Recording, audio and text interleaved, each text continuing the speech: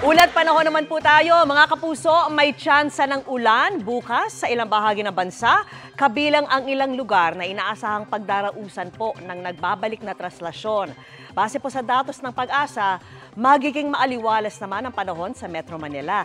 Posibleng mainit o maalinsangan sa maghapon, pero hindi inaalis ang tsansa ng ulan o thunderstorms sa hapon o gabi. Maulap at maulan naman sa Bicol Region dahil sa shear line, kaya doble ingat sa mga makikiisa sa traslasyon ng itim na Nazareno.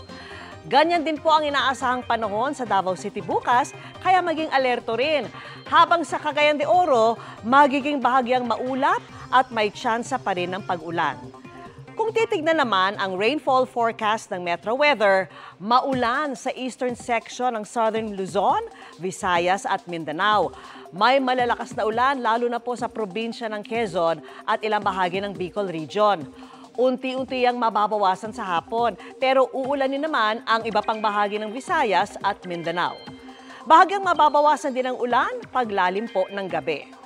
Amihan, easterlies at shear line ang nakakaapekto po sa ating bansa. Pero sa ngayon, nananatiling mababa ang tsansang may mabuong sama ng panahon o bagyo.